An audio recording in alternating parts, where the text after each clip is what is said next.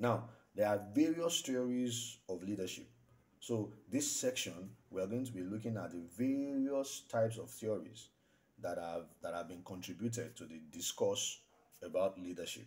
So to better understand the concept of leadership, there is need to consider the various theories on this particular subject. Number one theory is the behavioral theory, the contingency theory, great man theory, the management theory, the participative theory, the power theory, and the relationship theory. What exactly is the behavioral theory? The behavioral theory is a psychological framework with which to explain human beings.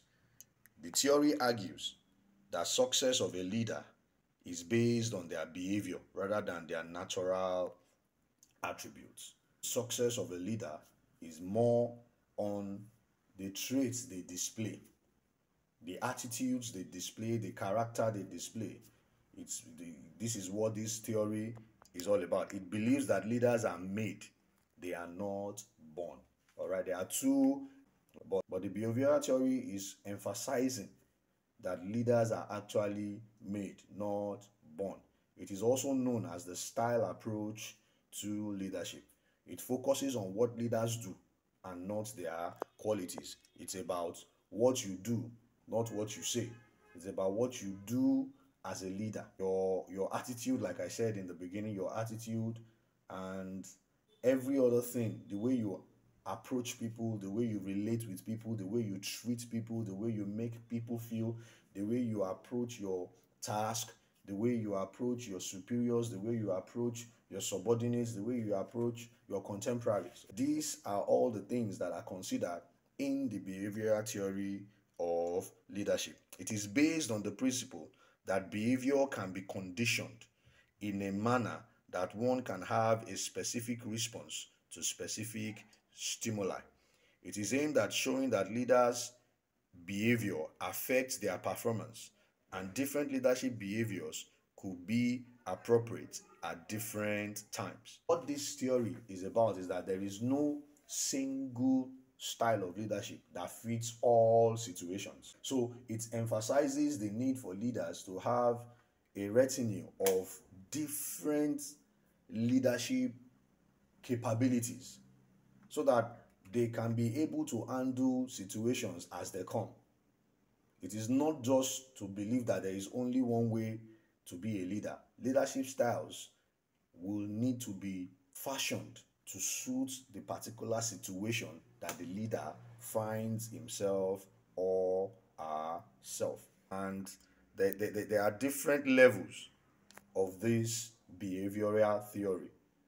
The first level talks about the laissez-faire, where you style of behavioral leadership when you're dealing with professionals, people who are well experienced, who know their onions. If you are leading people who are quite experienced, quite capable, you don't need to be monitoring them. What you need to do is to just allow them do their job, and then from time to time you check in with them to get updates on what they are doing. Okay, so this is a kind of laissez-faire, the style of leadership where you allow them, because people who are well grounded and experienced will not appreciate you micromanaging them. This is what the behavioral theory is talking about. You need to understand, you need to study your leadership situation and then adopt the right style of leadership for you to be able to succeed. When you are dealing with well knowledgeable people, skilled, experienced, approach through the laissez-faire method. That way you will be able to succeed. Then another type is the transactional style of leadership, when you manage by exception. That kind of leadership, it is based on do this and get this. It's more or less like a reward kind of system, transactional. If you do this, you're going to get this. People in sales, this style of leadership works very well there. Get to this milestone and you get this kind of reward. You get a car, you get a raise, and it's employed in the organization as well. When you work and you achieve this certain level, you can get a raise, you can get a promotion, your title can change and all this kind. So it's more of a reward system, transactional. You give me this, you get this. All right, that's another style of leadership. And from there, you move to the transformational. Transformational is more about motivating and stimulating people. So when you are working with people who are not, they are skilled, they are qualified, but they may not be necessarily very experienced. And you are the leader of such a thing, or what you are expected to do is to continue to motivate. You must keep motivating. You must be able to know what motivates them. Sometimes you give them motivational talks, sometimes you give them rewards, sometimes it's by praising them, sometimes it's by acknowledging that they are doing very well. You just know how to move people from where they are to where you want them to be by motivating them, by influencing them, by even leading by example sometimes. You know, I was talking about the laser sphere, you don't get too much involved. But here, you have to be very much informed. The transformational style of leadership, you are going to be very much informed. And it is not just about giving orders, it is also doing it, showing it, revealing to them how you want them to get it done.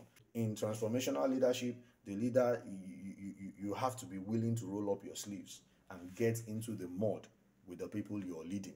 Because number one, they might not be very experienced, they are knowledgeable, they are qualified, but they might not be very, very experienced. So they will need you to be much involved, to be on ground for them to be able to achieve what you all intend to achieve. Different types of behavioral leaders.